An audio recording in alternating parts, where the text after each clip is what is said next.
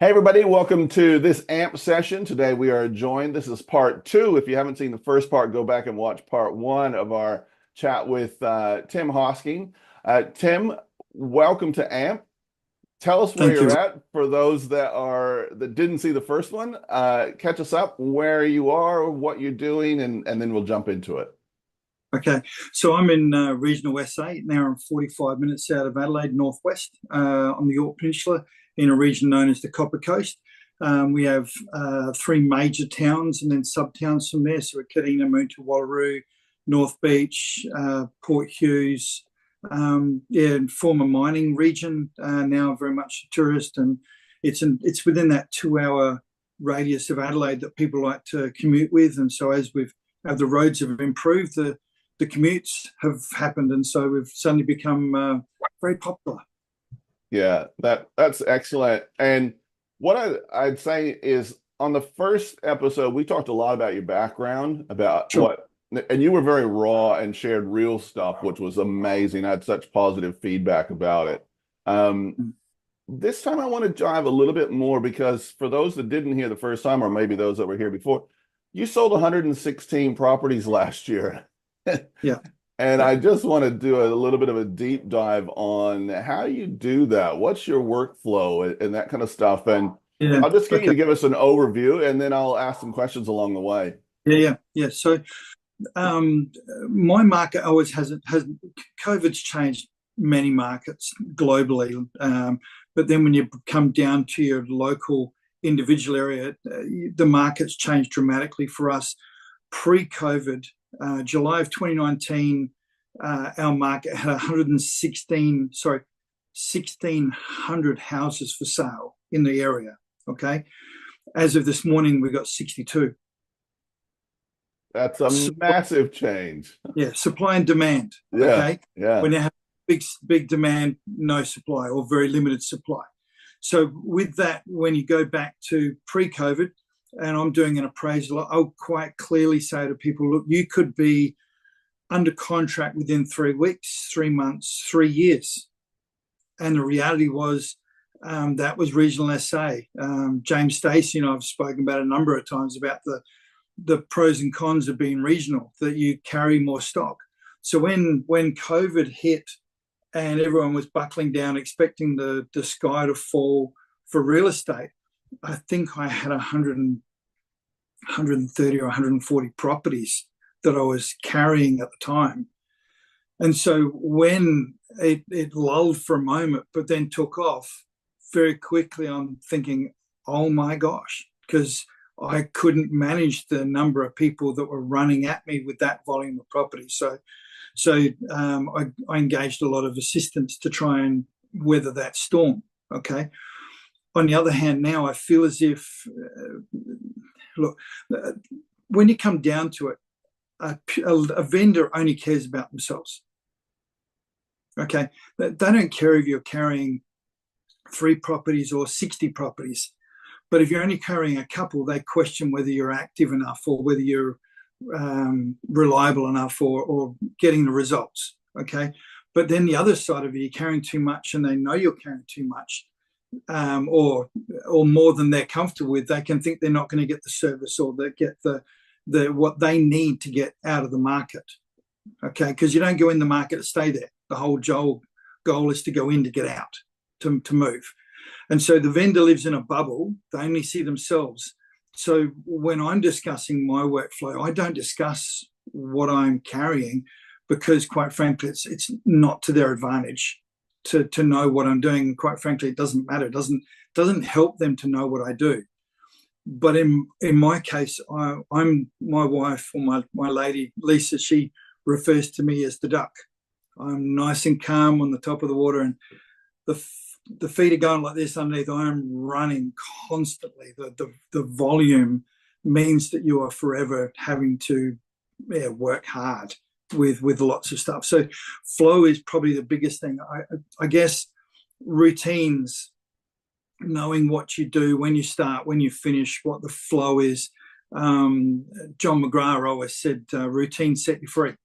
Okay, habits. I've just received a phone call a moment ago. Someone just rang and just said, "Hey Tim, I've just spoken to Fiona. She was a vendor of yours. You just settled.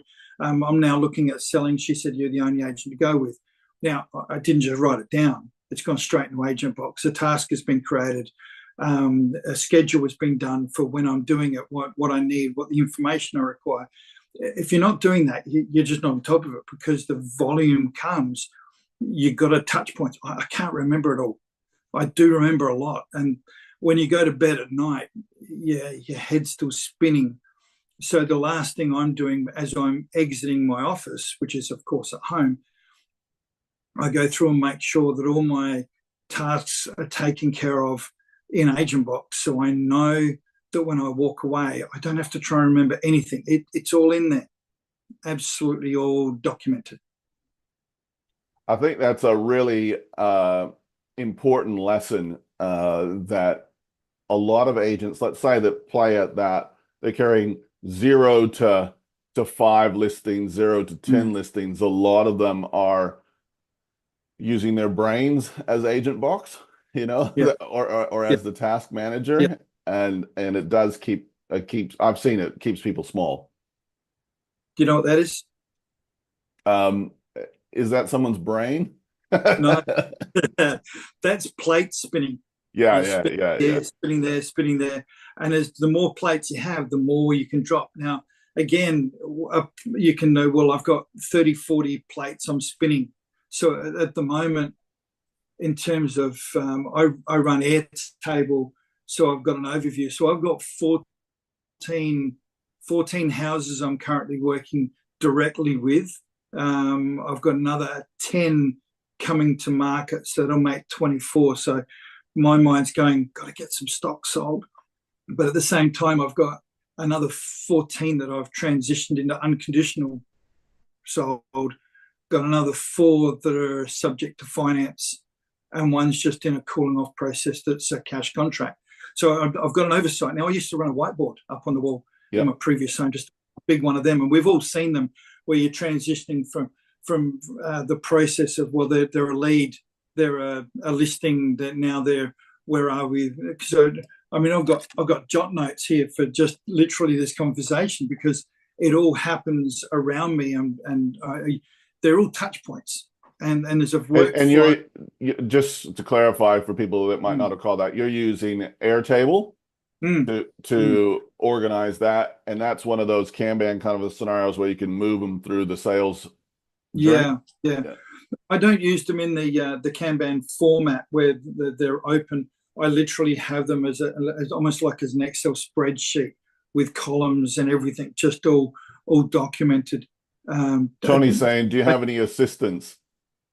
I've got this extraordinary team at EXP called Renee and Rachel and Kirsten and Emily.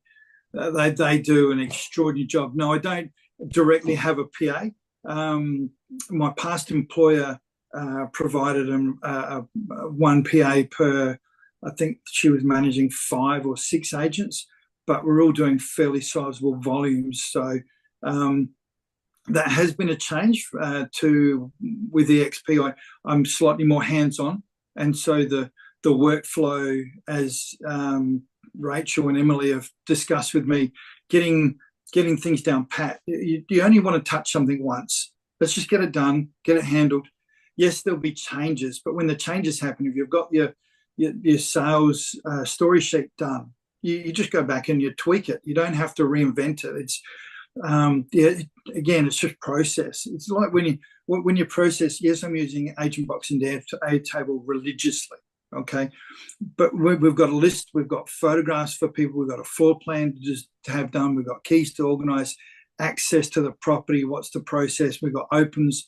Then we'll have offers. Then we have negotiations. We've got all this thing that's flowing through. Well, every time I list a property, it goes in once into Agent Box, and it has a heading of the address and what step it's doing. And then the moment I've ticked a step off, I'll drop that back in, make a notation. I move it forward approximately to where the next portion should be, whether, look, I'm touching base in 3 days' time. regarding just making sure now you understand this is what I need for the open this week, this touching base, da, da, da. I've touched base, I've noted it, I've moved it on to Tuesday, where I'm doing a vendor feedback from all the activity now. People are getting opens on a weekend, offers. Well, they're in direct communication, but everyone else. So from the get-go, when you're working with vendors, I'm not a fan of the word conditioning. I think that's just a wrong premise. Educating, okay? You're having them understand what your process is. I never promise what I can't deliver, and I never promise short. I always promise slightly longer, and then I can, if it all comes together, great, excellent, early, beautiful, they're up to date. But I don't promise I'm going to talk to you straight after the open. I just can't. I'm doing 6 opens back to back. You'll get an update late in the afternoon. But if there's negotiations in play, well, then you're working with it.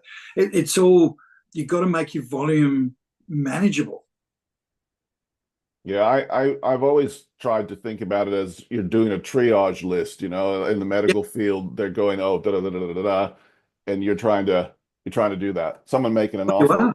Absolutely. Yeah. Good. Love it. And so do you work with checklists? You've just described a checklist, but do you have checklists that you run in your brain, on paper, in your computer system? Yeah.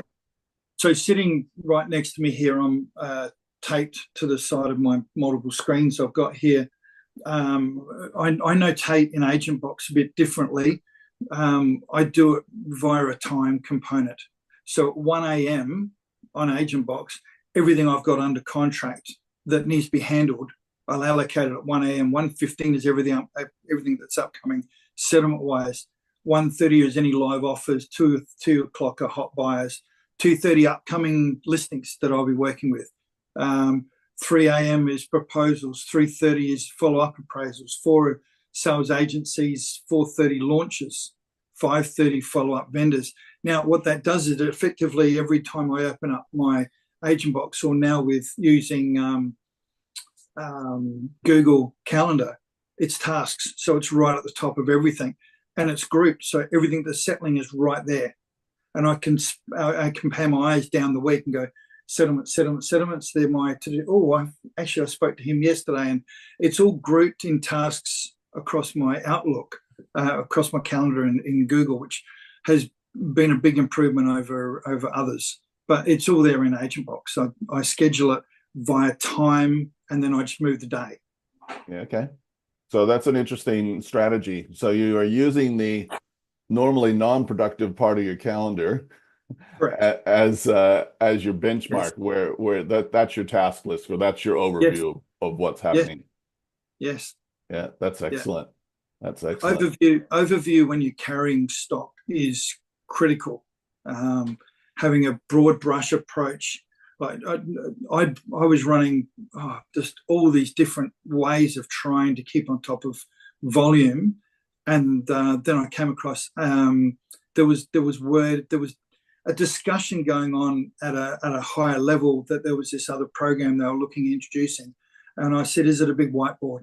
And they said, "Yes." You've got to give it to me. So I got hold of it. I trialed it. Just magnificent. There's others out there. But this works seamlessly for me because I can transition people from literally a lead into a listing, into a sale, into a settlement, and it just streamlines it beautifully. And within your system that you've got there with Airtable and stuff, do you click into it and then that opens up more information, or how do you have it set up? So I've got, let me just show you here. And the good thing is it works on my phone, on my tablet, everywhere.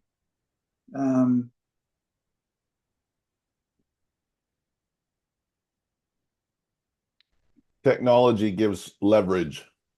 Oh, absolutely. I can't share screens. I don't do that sort of thing. I'm only on That's all right. on tech in that area. Where are we? Hold on a second. I think some of our audience, Tim, so far has already had a stroke because of what you just described, that organizational flow. And others are going, yep, totally makes sense. Sitting on here, let me just come a bit closer.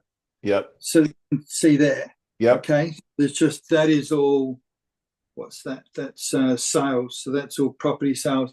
So I can click on any one of them, and she then opens right up that I can then Yep. scroll through and complete other details. So I've got checklists from the moment it starts through. If I just go back one and go in under a listing. So if I grab one, here we are. We'll just do forward. So that starts. So that I've got an on-off for open inspections. Am I doing OFIs? Just again, overview. It's all over. Have I had completed my CMA? Have I completed my legals? Is the sales agency complete? Is it with the vendor? Has EXP got the sales agency? Have I invoiced for marketing? Have they paid it? Had the conveyancer been sorted? Who is the conveyancer? Who's the Form 1 ordered? Has it been received? Have I got my title? Have I organised the contract to be written? That's one thing I do outsource. One thing I can reliably just get written, one thing not to have to worry about, get my contracts done. Has my photographer been booked? Have they scheduled it? What is being scheduled? Is it an aerial views, house shots, floor plans? They're all dot points all the way down, and there's myriads of them all the way down. So at a glance, I can go, what have I missed? Yeah. Because again, I don't want to try and remember everything. There is just too much to try and remember. And what you're talking about is you have set up your business in a project management way rather than repeated.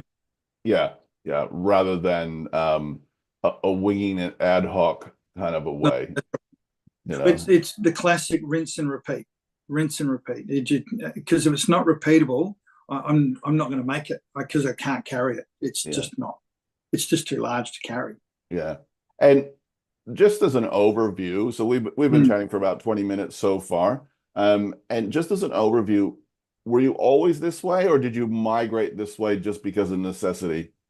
So as a background, I guess I've got an advanced diploma in electrical engineering. I was an apprentice electrician, hydraulics, pneumatics, robotics, automation. So I'm process orientated. So that's So in that regard, I'm organised. I'm also not an engineer, so I haven't got my heads in the clouds. I've got my feet on the ground. I'm an original tradie. So when you're talking, I want stuff that really works, not the stuff that theoretically works. I want to. So when I'm even sitting with vendors, I'm solutions driven.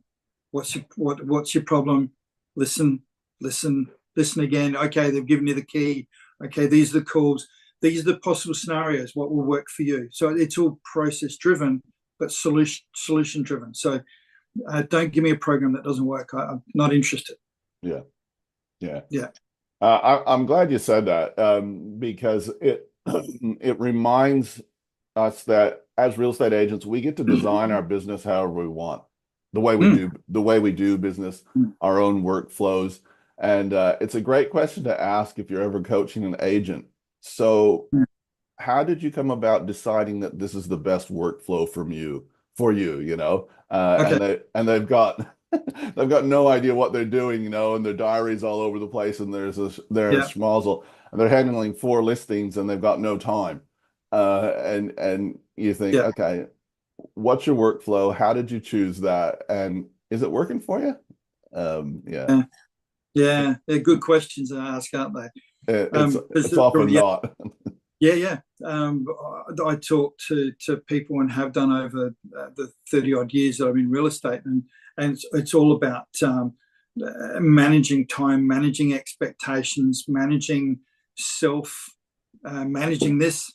You can speak too much. You can tell them too much. If they've already said yes to go forward, you don't need to complicate any further. You get out the listing form. You don't.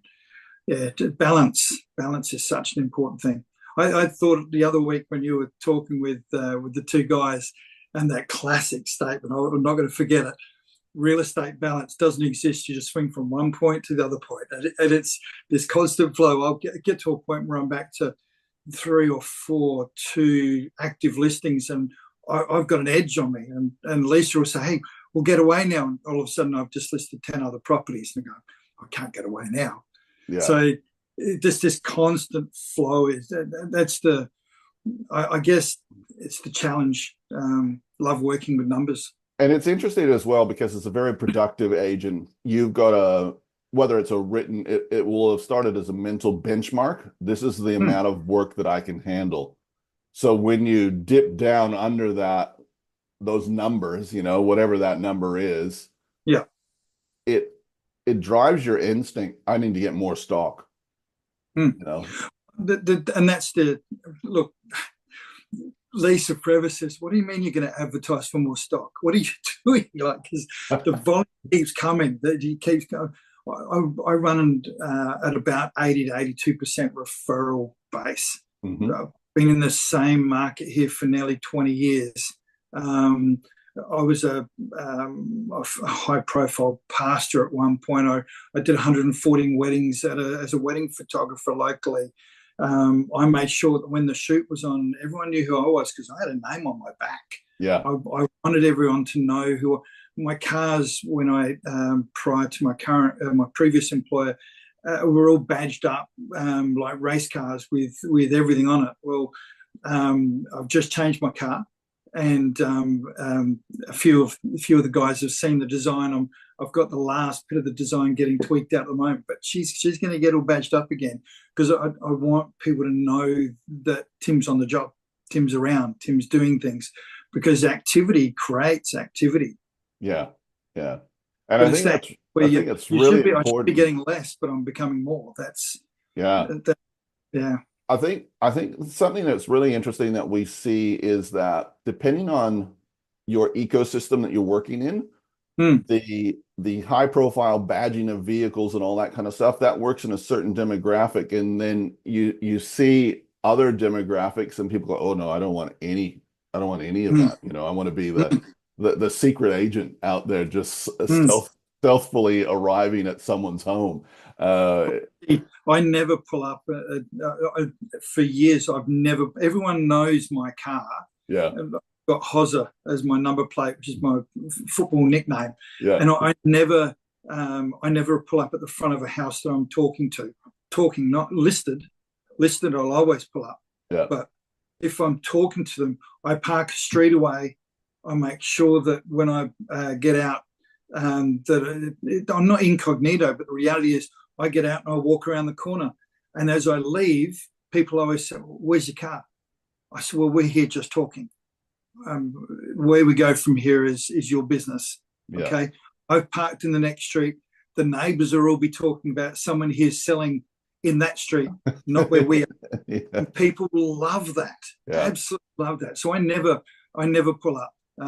I think that's a great tip because the little town that I did real estate in for ages, there'd be a few guys with branded cars, and there'd be those other agents in town follow the car and then be door knocking on the house afterwards. Yeah, yeah. Well, I pulled up last year. Pulled up in a mate's place in Wallaroo, and I drove in his driveway. I didn't have my real estate head on at the time, and I just turned up to say good day. Parked in his driveway. We said goodbye. I drove away. Within 2 hours, he had 3 agents knocking on his door. I hear you listening. You're going to market. What are you talking? He didn't even see me as a real estate agent. He hadn't connected. Yeah. He was completely a week later. "Oh, sorry, mate. I should have parked around the corner." That's good. That's good. Let's jump back in and just finish off a little bit. Walk us through at a high level. You kind of have already, but walk us through at a high level from appraisal through to settlement. How does Tim Hosking have that structure? So someone, like you just said, you had a call that someone said, yeah. Okay. So that lady's been lobbed straight into Agent Box. I've already set a task against it, and the task went as a 3 a.m. task for today. That automatically pushed it in with the other proposals I've got to put together because I've got 3 more appraisals tomorrow. So those 3 will be grouped together, dropped into today's to-do list. When I prepare and have everything done, I'll drop it in against tomorrow just as a reminder. Hey, this schedule. The moment I've done the appraisal tomorrow, I'll change an agent box to the presentation. So it's no longer an appraisal; it's a presentation. Again, that's a nice flow that works really well in an agent box as an oversight for what you're working with. Then, I'll then schedule it for, depending on the client and how I've left, I'll either be talking to them again in a day or two, or if I get the feeling that, hey, that's too intense, they're needing more time, I'll put it against Tuesday. But again, it drops into 3:30 time, which is follow-up appraisals. So then I will literally go on to the 3:30 time. Once I've listed, that drops into, or I'm going to be listing, that again drops into a 4 a.m. time with a sales agency. So I'll have that built prior, meet, list, then roll everything out so that the CMA and the listing will all get loaded into agent box. Rachel and the listing team will get an update. Hey, it's all saved in agent box. It's all there for you, both the CMA and the sales agency. I've already done the printout of the invoice that's already been sent to the vendor requesting payment. That's been done for the VPA. They send me back a copy. I'll flick that through to Renee so she knows what the reference is that they've used, and we just keep rolling it through from there. It's a fairly seamless process. At the meantime, I've got here on my big screen, big vertical one, I've got Airtable open. And as I'm doing stuff, I'm just clicking through that listing, clicking off the things that are happening, oversighting, seeing if I've missed anything. Again, if you're doing it, I'm doing it on one, it's repeatable. You just keep, you got a second, okay, same thing. Third, same thing. 20, same thing. It's just volume. Yeah, no, that's so good. That's so good. And I love the fact that you've got a vertical screen there with your Airtable, and you're just moving them across whatever the next thing is, you're updating it. Yeah. And what I like about what you're telling us and teaching us, Tim, is the fact that you do a task, you track the task, and you don't go, oh, I'll come back to that. You just move it because you're doing so much volume. I haven't got any tasks that are overdue. Yeah. If you go into Agent Box, there's not one overdue task in there. They're all being moved at the end of every day to where they need to be, or I'm reprioritizing them for the next day. And that way you're not behind in work. I'm going to ask you a question, which silly not to. With the volume of listings you have and the new stock you're coming on, how do you handle the buyer inquiry? I'm imagining it's coming in via email, direct message, phone call, that kind of stuff. Facebook, I have an exposure between 40 and 55,000 people a month at my Facebook level. So most properties run between 8 and 20,000 exposure. So Facebook alone is a ridiculous number. In a more stable market, excuse me, it's great when I can price properties, but we're in a very transient market at the moment where it's still growing. And so I'm coming to market with everything that's a house as expressions of interest, which causes, and my opening line in every paragraph for every property is, please contact Tim Hosking for an expected market value. So I'm even asking people to contact me, which is increasing the number of buyer inquiries. And they're reading it and they're contacting you. And they're contacting, but that's what I want. I don't want people. Look, I got stopped in the shops the other day at a supermarket where this fella yelled out at me and size of a barn door, maybe your height, but 4 foot wide type size. Yeah. Called out, "You're that agent." And I've looked across at the serving staff, and the young lass that's there who I've sold for, she's going, "It's okay, Tim, we've got your back." I got my back. This little will of a wisp. Yeah. And so I've walked towards, because I don't mind confrontation. I think it's an opportunity for us to impart knowledge, get past problems. Yeah. I don't like violence. That's a different thing. But confrontation, I think, is an opportunity. Okay. So I've walked up and said, "Hey, I'm Tim." I've handed him my card straight away. And he goes, "Yeah, it's you." And I said, "Me, what do I do?" And he goes, "Everything you sell, it's EOI." So I've just quickly picked up my phone and said, "Oh, which property after?" He goes, "I'm looking at such and such." So I just went straight in there into my notes. There's the guide straight away on my phone. And I said, "Yeah, we're looking at a high 5 into 6." And he went, "Right, okay."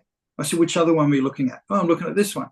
Now, again, it was about having that process. They're already sitting there ready. So the moment someone texts me, messages me, emails me, I've got scripts written, email signatures already pre-populated as a list of property. It's one of my checkpoints on Airtable. Signature done. Bang, send, bang, send.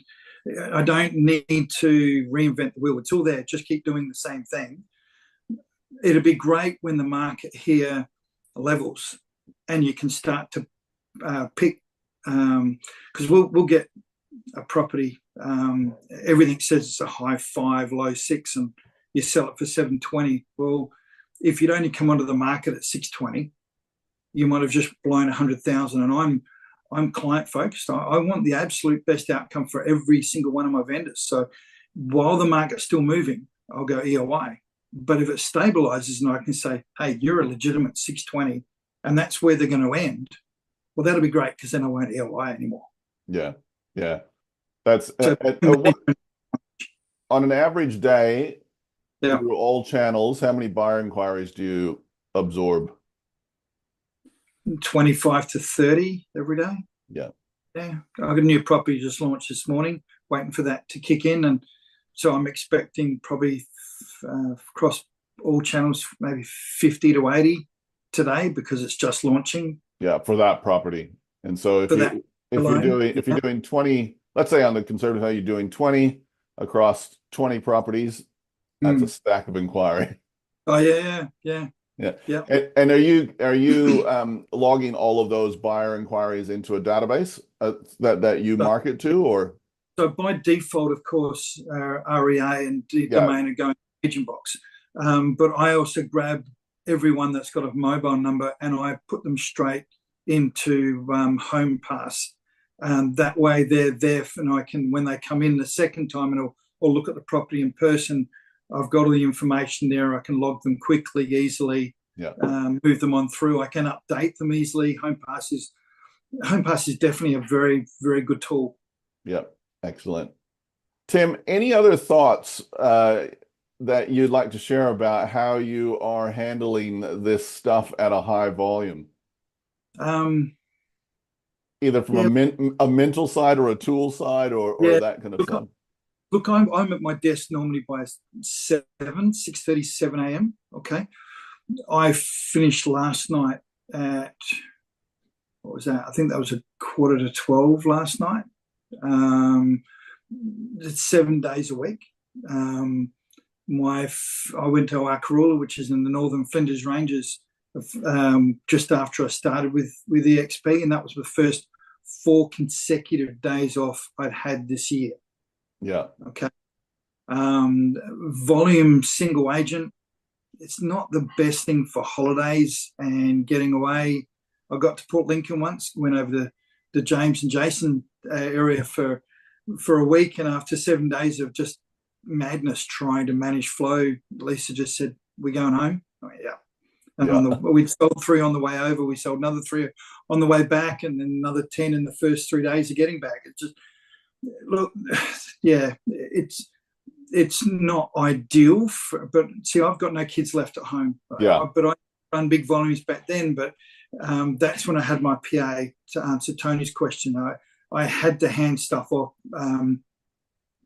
You got to be prepared to do the hours, because every single vendor considers they are the only person in your life. Yeah. And so you have to have that mindset that you have to bring your A game, not to part, but all. And that's part of the weight you carry as an agent, because every single I had a lady I messaged late yesterday, and I made an oversight. I messaged her late to say, "Hey, I'm looking at this, and we've got quite a bit of wet weather forecast. And I made the comment, it may be in your best interest to launch in a week and a half's time. Well, I had a myriad of text messages come through. They're carrying a $2,100 a month mortgage that they can't carry. Yeah. Okay. So again, Tim, get out of your bubble, get into theirs, Yeah. see where their picture is. Okay, so I finished everything. The sign ordering got done. The brochures got scheduled, done. Everything was set for this morning, just waiting for it to all kick through. When Rachel starts today, she'll punch it through. But it went live on Facebook at about 6:30 this morning, and already there's inquiries everywhere on it. So, you got to understanding each individual client is so important. What's their timeline? What's their expectation? And that's important to be in their bubble, even if you're carrying 20 or 50 bubbles. You've still got to move between them. You almost need to become a chameleon. Whether you're selling a $150,000 symmetrical cottage that was from 1865 miners and it's got a wall that's falling down, or whether you're in a $2.5 million marina property that and it's their castle. Well, everyone's a castle. Yeah. Tim, thank you so much for taking time out of your No I don't know where you slotted us in your calendar, but that's fantastic. Thank you for sharing. And agents will get a lot out of this on the replay as well. I think agents will be coming, they'll be scrolling back going, wait, he said he did what? He did what? He did this? Great. So fantastic. People are welcome to reach out if they want a tip or anything else. Happy to have people just flick me an email or a text or something. Yeah, always happy to catch up. No problem. Awesome. Thank you so much. And best of luck this week, staying on top of all the new listings.